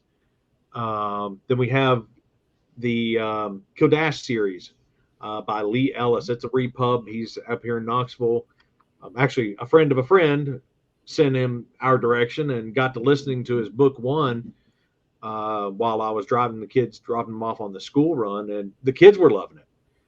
So, it's this weird hybrid fantasy sci-fi. Loved it. So we're republishing that. His first 3 books, and he's got book 4 in edits now. So that'll be on the horizon. I got a couple more by Dan Holyfield, the Mara Inebrium short story collection from his Mara Inebrium universe. Then a Tom Darby, a new Tom Darby adventure, Disposable Man. And Tom Darby is kind of a 1960s James Bondish type story. So that'll be fun. We've got, let's see. Oh, The Unfortunate Problem with Grandmother's Head and Other Stories. That's the one with Karen Haber. That sounds like fun just by the title. Yeah. Molly McDonough, who we met at Imaginarium last year, she turned in a fantasy novel that we ended up picking up. A World Apart. So that'll be in the queue and hopefully done by early next year.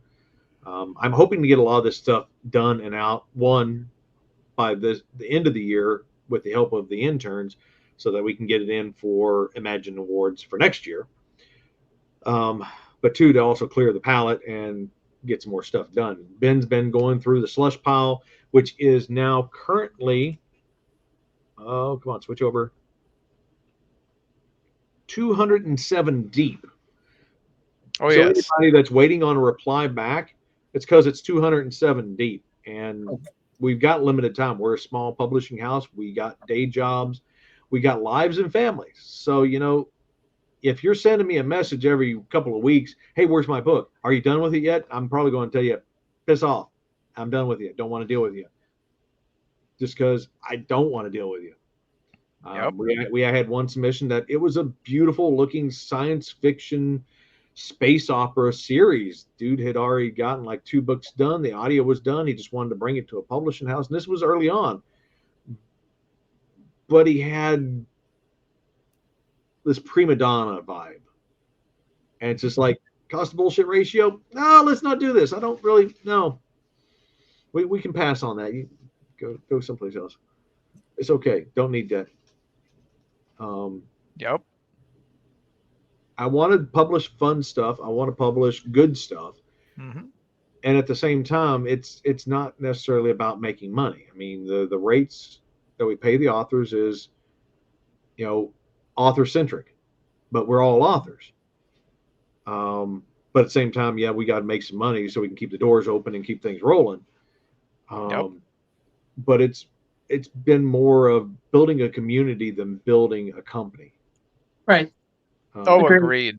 Agree. I mean, one of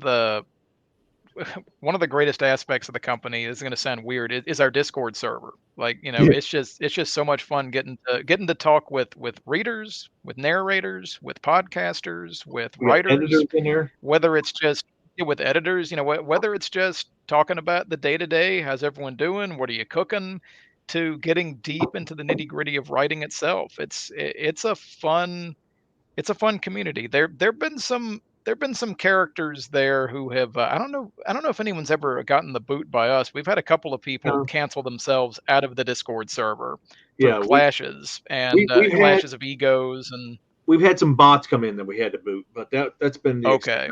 No, we haven't had to boot anyone. I mean, it's pretty well self-regulated, and yep. If you join the Three Ravens Discord server, you're going to be muting the server pretty quick.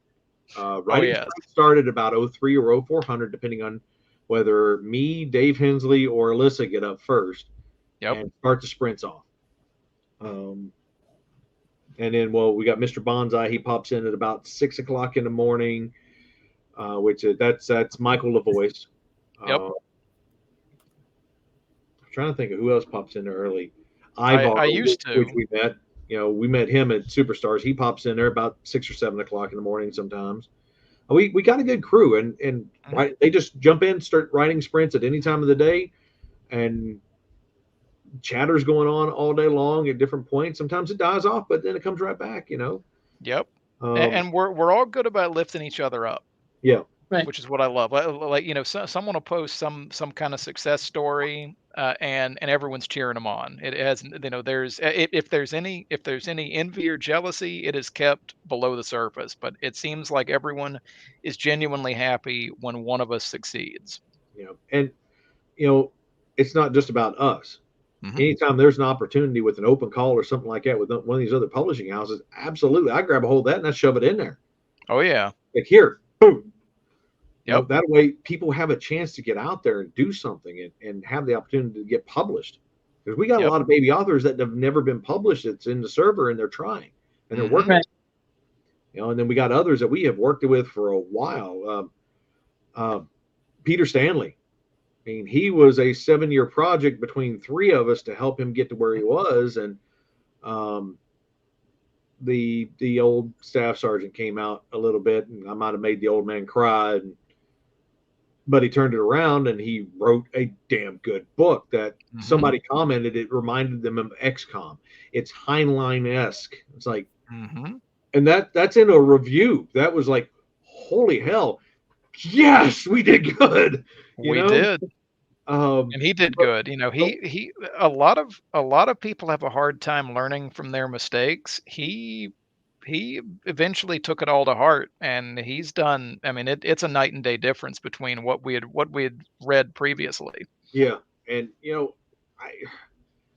with everything being as busy as they have been and all that, it's just like, dude, okay, listen, I can't sit here and hold your hand.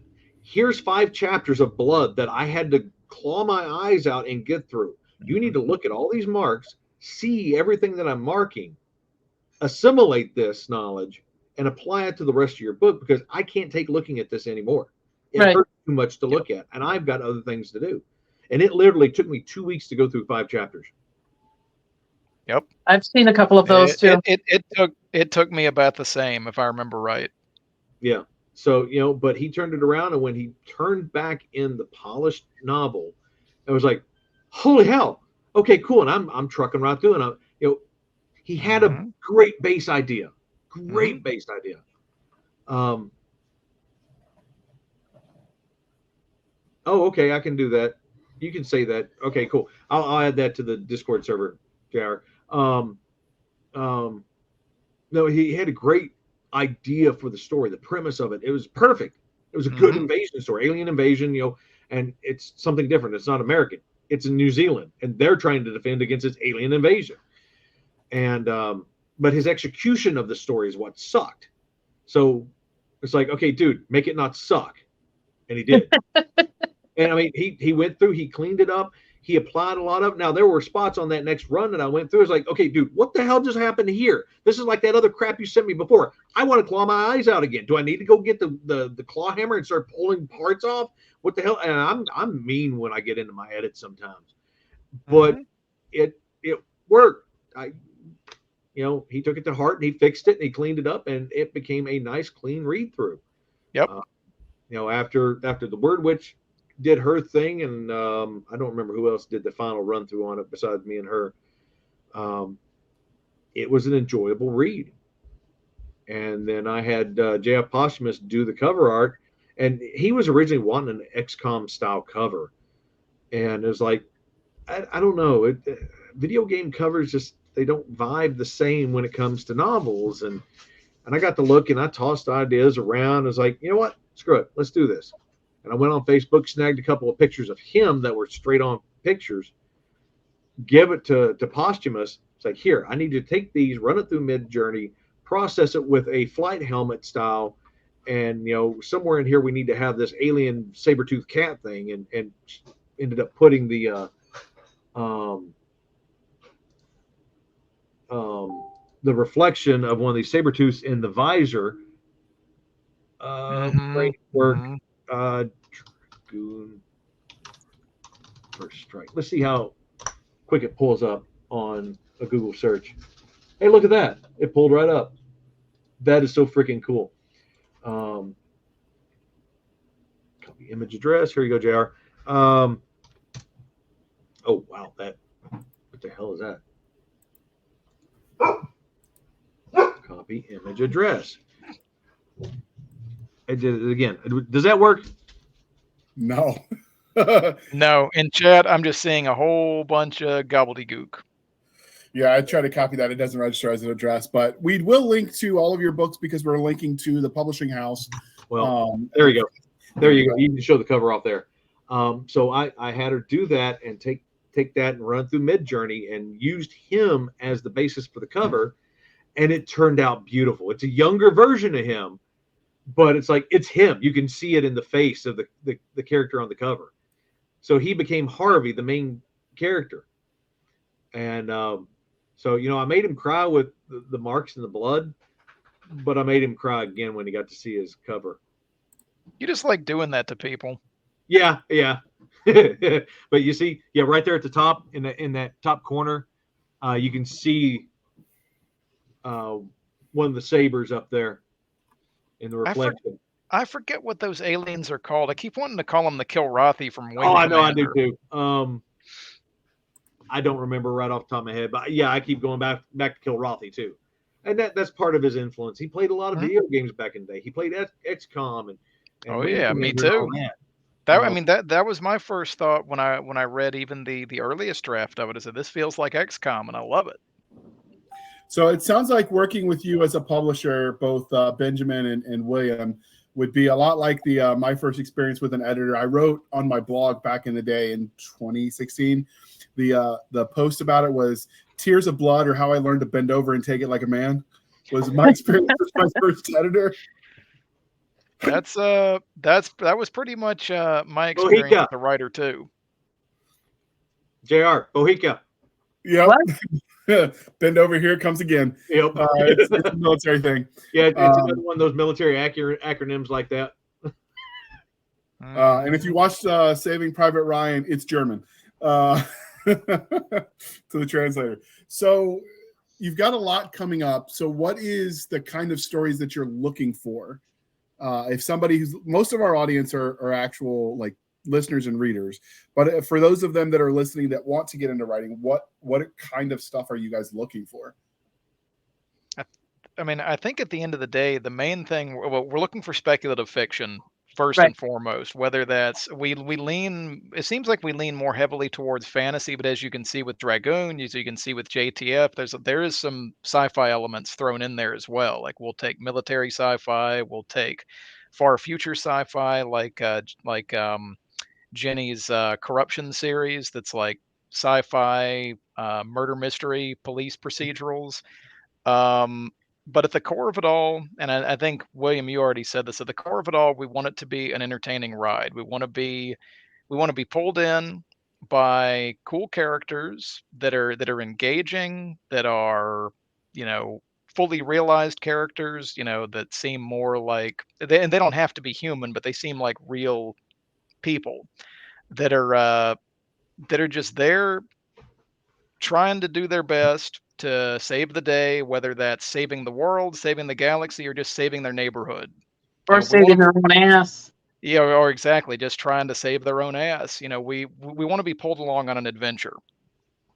And we don't mind if the book is, has whatever moral themes or lessons that the writer wants to put into it. We just don't want it to be delivered to us via a pulpit or a soapbox. Yes. Yeah, message fiction will get kicked out pretty damn quick because it doesn't age well either. No, it doesn't age well. But if I'm going to sit down and read something, I want to disappear. I want to detach from everything else that's bugging the hell out of me and bothering me. And okay, go away, kids. I need my time and just disappear into the story and go on an adventure with my friends because that's what I'm doing. I mean that's just like when I'm writing. When I'm writing, I'm disappearing on an adventure with my friends. And I'm right there with them. So, if I get sucked in and I'm having trouble editing, Falciani, I hate you, then that's a good sign. Because, well, sometimes it takes like double the amount of work for editing because I have to go back and actually edit because I got sucked in and I forgot to edit while I was reading. That's definitely a good sign with the book. Yeah. Especially when you see it in a slush pile.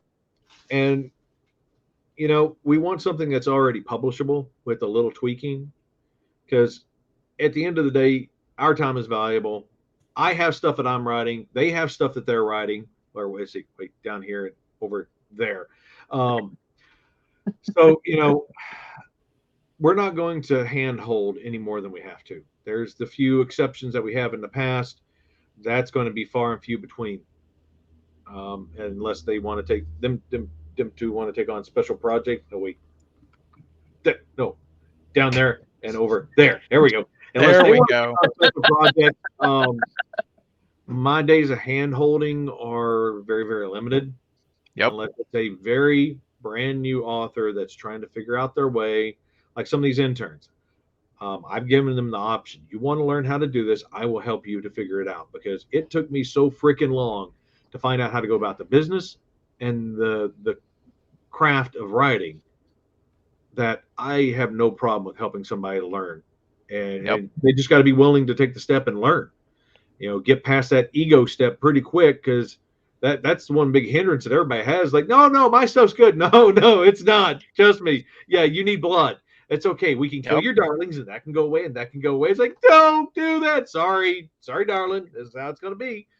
But once you get past that ego step, it's and understand that it's helping you and helping the prose flow better and helping the dialogue and the interactions and the descriptions. I mean, I absolutely despise 2-page descriptions. Yep. Or, me too. Weber can get away with it for his physics lessons. I skip past that kind of stuff. I do too. Agreed. Got away with, page and a half descriptions of a freaking chair. Nope. Sorry. Moving along. but today's readership is also ADHD, and you've got to catch their attention and you've got to hold their attention versus PlayStation, Xbox, all this other social media, YouTube and all these other platforms. You're fighting for their entertainment value. Yep. So you have to hook them quick. You have to keep them hooked and keep them rolling. If you don't, then you've just lost that reader. So we have a bigger challenge than anyone back in the day ever did. Mm-hmm. Yeah, tell a good story. And don't be a dick. Yeah, exactly. That reminds me. So, a little fun little fact. We've got 8 rules now for 3 Ravens that I need to probably put up on the website someplace. So 1, do you guys know what the rules are? I know you've been out of the loop a little bit. Oh, I've been out of the loop. I only know 4. Hey, Bug. What? All right, what's rule number 1? I forgot. Don't cost me bail money. Rule 2, no hospital trips. Rule 3, don't sleep with the fraternizing with the fangirls. no fraternizing with the fangirls. Falciani. Number 4, don't let Jenny near the electronics. She's got this Faraday cage thing going on. She will fry electronics, literally. Number 5, don't be a dick. Should be rule number 1, but don't cost me bail money. Takes precedence. Rule number 6, don't get us kicked out. Rule number 7, think before you eat. What was rule number 8? Crap. No.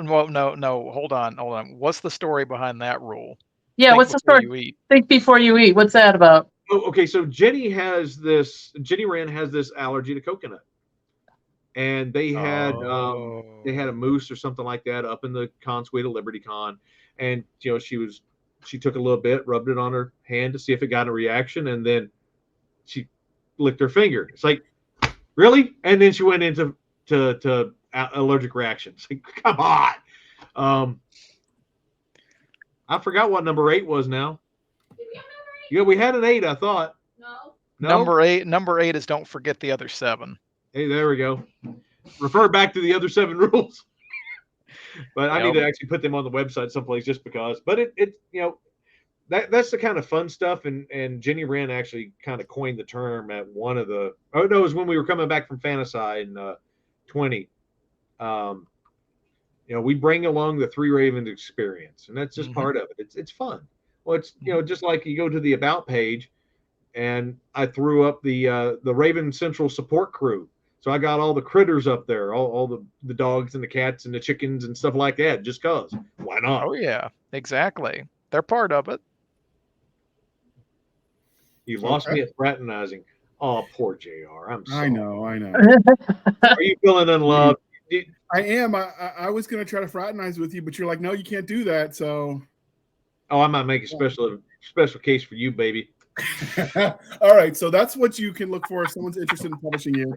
You got to be careful. Yeah, I mean, I hear he's got rabies, so we got a little bit. If you're going to submit something to us, make it as clean as you can make it. Exactly. Make it where we want to just read it and we don't want to edit it. We were just enjoying the ride, and there's a good chance that we're going to want to pick it up if that's the case.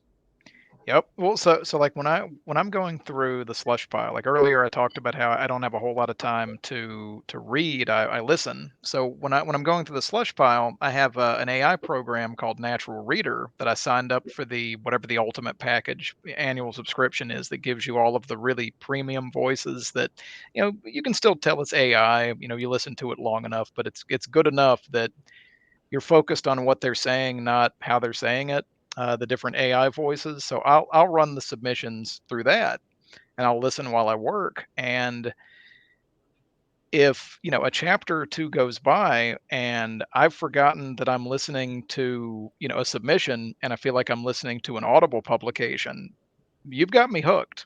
Mm-hmm. But the flip side of listening to things versus reading it with your eyeballs is because I do this with my own, specifically my short stories, before I submit them to places, I'll run them through to catch little grammatical issues and other things that I like, awkward phrasing. Those kinds of things stand out starkly in when an AI or when a human is reading it. So look out for those before you submit, because anytime that happens to either me or to a reader, say it's in the end product, it's going to pull them out of the story and have them backtracking to want to go, wait a minute, what did I just read? You don't want that as a writer.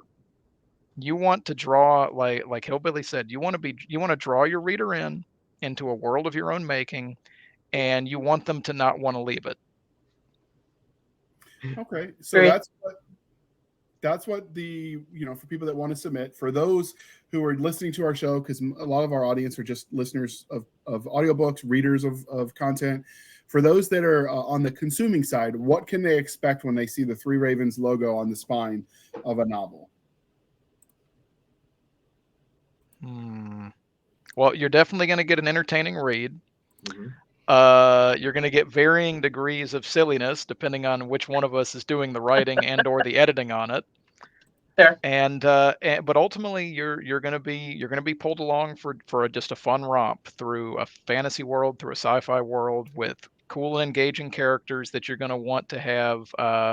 You may not want to spend your whole life with them, but you're certainly going to want to share a beer with them, and you're going to want to share a foxhole with them when the crap hits the fan. Yeah. And Okay. Something else is quality.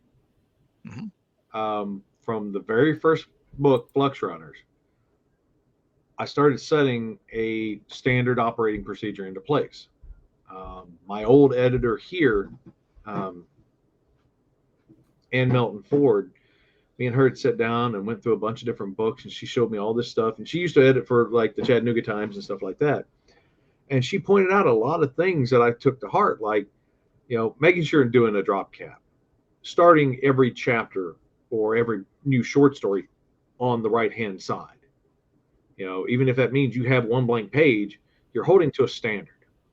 Putting the title and the author name up in the top. And those are the things that you're always going to see, because that's just the way we do it. And I actually got comments from some of the Bain people about the quality of was the Legends, JTF 13 Legends anthology. It's like I was just going to mention that. This was something that we would have put out. The cover art, from the cover art to the the internal and the formatting and everything else, and it's just like, well, damn, okay, cool, thank you. That's something. That means something. So I think we're catching attention like that. To the point that I got invited up to the Evanston Writers Workshop in the trenches. Yeah, Evanston in the Trenches Writers Workshop. I think I'll have to look up the name. But I got invited up there in November to come and speak as a writer and a publisher, to just come and talk to the baby authors. So, we're doing something right. Yes. We're catching attention in the right ways.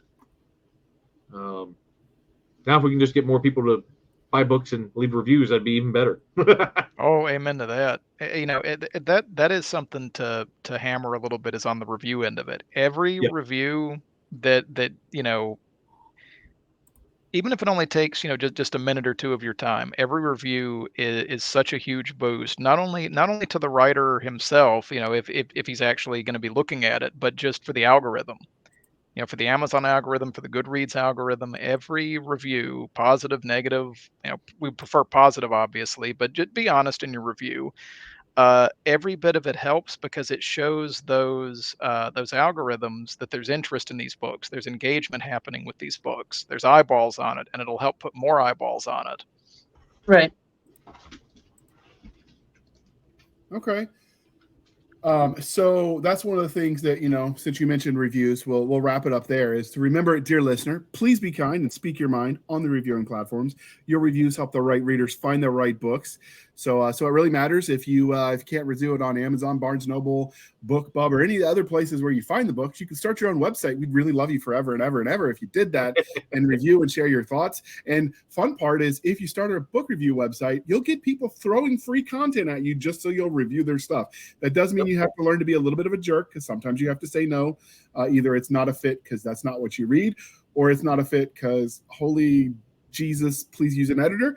But I mean, it's it contributes to the book community, the booktube or whatever platform you're on these days. Like all of that does play a role. And for all authors love good reviews. Sometimes a bad review will sell it. When I'm looking to buy a book and I'm on the fence, I look at the 1 stars because sometimes they will sell me. Like I saw one review, holy hell, this guy cusses too much, and I'm like, dude, sweet, I'm in. Yeah, my favorite. Well, they're telling the truth half the time. It's like, yeah, you just sold the book for me. Go ahead. That's okay. 1 star. Yeah, and my favorite was a review of my first book out there was like, this is like a 12-year-old with ADHD wrote gun porn, and I'm like, can I use this on my ad copy? Yep.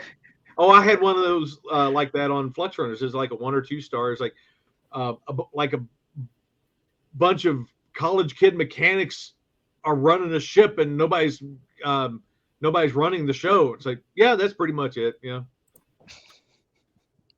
Yep. At least they read it, right? Yeah, I mean, that shows they at least read it. Oh, and writing sprints just started for anybody that wants to jump on.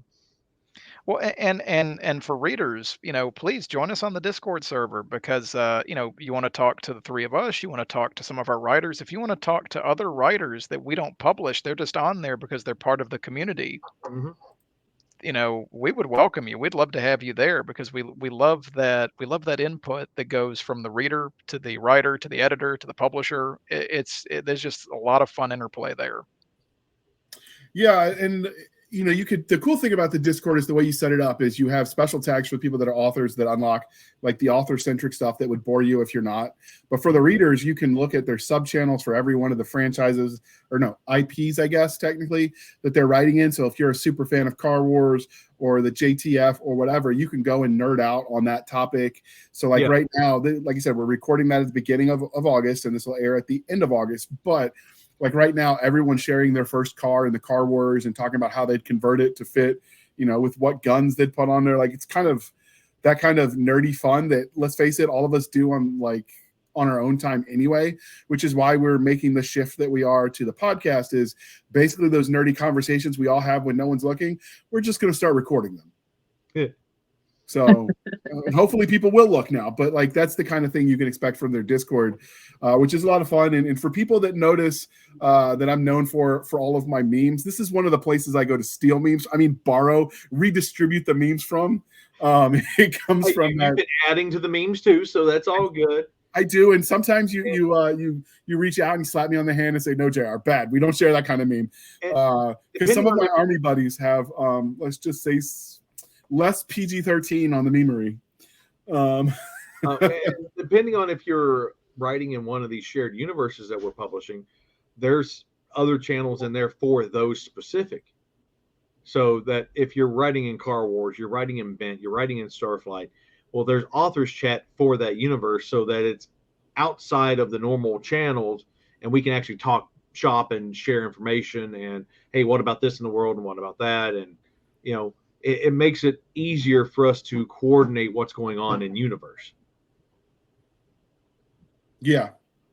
So, and that's a convenient thing. So with that being said, before we wrap up, I will have linked to all of the places that Three Raven is. That if there's a social media platform on there, they've probably got a presence. I didn't see Mastodon, but I think other than that. Well, Three Ravens isn't, but I have one on there as William Joseph Roberts. Oh, okay. Well, there you go. But all the places that a digital man whore can go to pimp his stuff. And Nextdoor and Alignable and I don't even know what some of these are. I haven't even heard half of them. I'm on like 20. I think he's just making them up, to be honest, Ben. I think he might be. He's just punking us. He's like, I'll just throw some words together like a word salad, and we'll pretend it's actually social. I'm on Marshmallow. I'm on the creek. I even jumped in the ocean on Truth Social too. Are you on Threads? Did you go everywhere? No, I did not do Threads for a specific reason. Oh, why is that? They banned him. No, they didn't ban me. But if something goes sideways on there and it's going to be extremely censored, then they take away your Instagram and I heard your Facebook too because they're all linked. Oh. Mm-hmm. Well, and didn't they get in trouble for mining data straight out of Twitter? Yep. So, I mean, anywhere you go, you're losing information, you're losing data. I mean, that's guaranteed. That's why, Ben, he's got a flip phone. I got this thing, but I can do a lot of what I'm doing on this, on the go, on the fly. I mean, even you saw earlier, I did that little walk around the house with this on the stream just to show you guys the peppers that I picked. Oh yeah, yeah. There's definite advantages to it. It's a convenience thing, but at the same time, the government's got all my information. They've got my genetic code. I don't care at this point. So they took DNA samples when I enlisted. Yep. I was just a joke about that. It's like, veterans can never commit crimes because in theory, they're not allowed to use it for anything but body identification. But you know that if they think you did something, the warrant is like a ham sandwich away. It's in the database. Guarantee it. Yeah. Yep. So, although that's why I won't do any of like the 23andMe and stuff, because I'm like, you're giving them everything they need to frame you for murder, people. Or maybe I watch too many crime dramas. Or your children will be caught at doing something, or grandchildren. That's happened a few times too, but right. I'm just saying, like, just so we're putting this out there, if my stepdad ever disappears after seeing what my mom watches on like crime TV, I'm just saying I'm not looking at her, but I'm just saying that there's a lot of premeditation going on in those TV shows. But all right, so with that being said, we'll go from clockwise from RJ Layden or Rachel. Can you tell listeners how they can find you on the wild interwebs? And I will link that all in the comment section. Okay, I'm at rjlayden.com. I am on Facebook under RJ Layden. I am in Amazon under RJ Layden. Basically, if you need to find me, RJ Layden is your key. All right, and that will all be linked in the comment section. Then we got William Joseph Roberts, otherwise known as Hillbilly, the man whore. The one, the only? The one, the only. You can find me at williamjosephroberts.com, which I seriously need to update again because it's been I think all three of us do. I did an update the other day. I did that, but I do need to go through and clean up the site a little bit and update it. I need to do a good cleanup on Three Ravens too. But you can find me at threeravenspublishing.com. Do a Google search. Seriously, I have been pumping stuff out for the last 4 years. That you do a search for William Joseph Roberts or Three Ravens Publishing, you will find us. We are at top of the search bar when you do that. Right. Okay, and last but not least, we've got Mr. Benjamin Tyler Smith. Hey, yeah, you can find me on my website at benjamintylersmith.com. Facebook and Twitter, I both use the same handle, which is Ben Tyler Smith. I think at the time Twitter wasn't allowing anything above a certain character limit, so I got limited there. And then the best place to find me, though, like to actually get me live pretty much day to day, is going to be the Three Ravens Discord server. Mm-hmm. All right. The Discord will be linked in the comment section below. So if you're not on Discord, you should join. All the cool people are there. Oh, amen to that.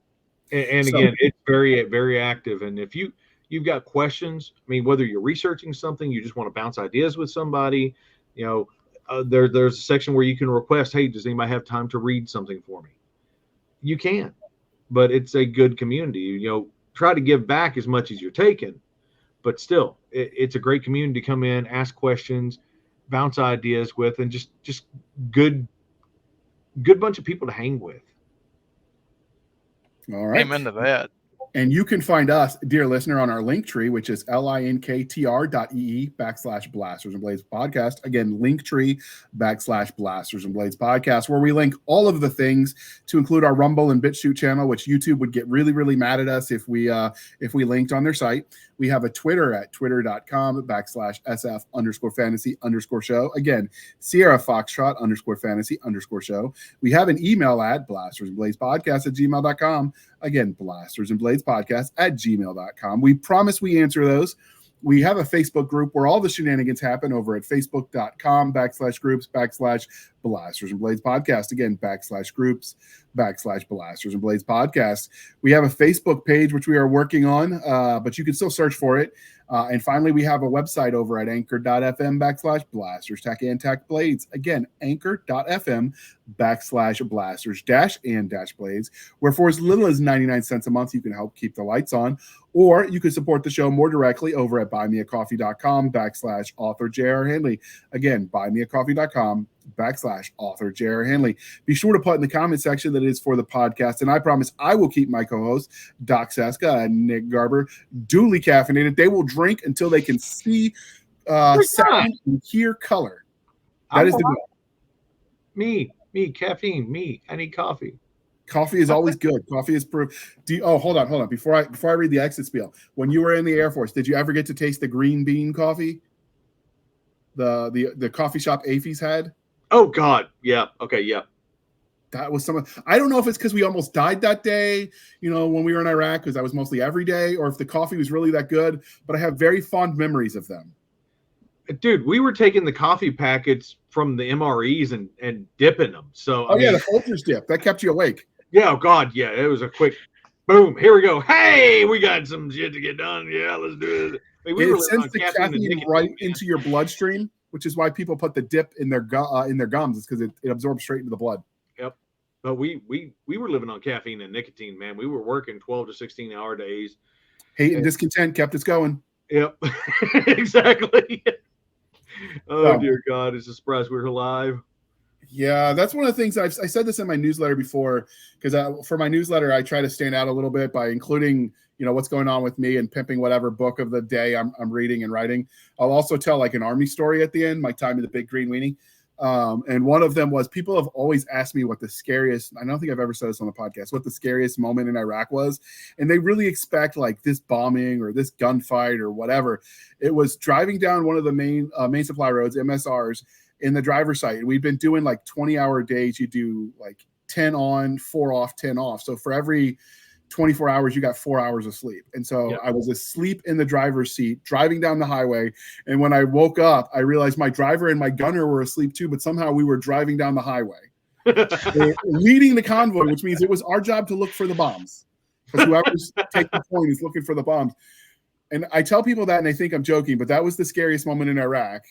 Yeah, that's an ass pucker moment right there. They're like, oh crap, how did this happen? But it's just, at that point in time, I realized they were pushing too hard. And, if you're friends with mechanics, you can realize that you can make things happen. So as much as your first sergeant might want to volunteer you for extra miles and extra missions, if you know what you're doing, you could redline a vehicle, which means make it considered inoperable in air quotes, take a certain part off, hide it. I don't know why it won't start. And then you could take some downtime at whatever base you happen to be on. Yeah. So we had to do that a few times to get our sleep in. But that was to disconnect a couple of things, and it had to take a few hours to fix at least. And that's the thing. I don't know how the Air Force does it, but the Army, almost everything on the maintenance side has to go to third shop, which means outside the company level mechanics. I don't know why we have company level mechanics. We don't let them hardly do anything. And so we would just make things happen, and miraculously it got fixed when we were ready to go and we'd all slept. Yeah. Funny how that happens. Yeah. Statute limitations, people. I'm okay, right? It's been long enough since I got back from Iraq. But anyway, with that being said, thank you for spending your precious time with us. For the absentee Nick Garber and Doc Cisca, I am J.R. Handley, and this was the Blasters and Blades podcast. We'll be back next week at the same time, where we'll indulge our love of nerd culture, cheesy jokes, and all things that go boom. And thank you, ladies and gentlemen, from the Three Ravens Publishing for stopping by the show. All right, so with that, we are out. You're still live. Or maybe not. Yep.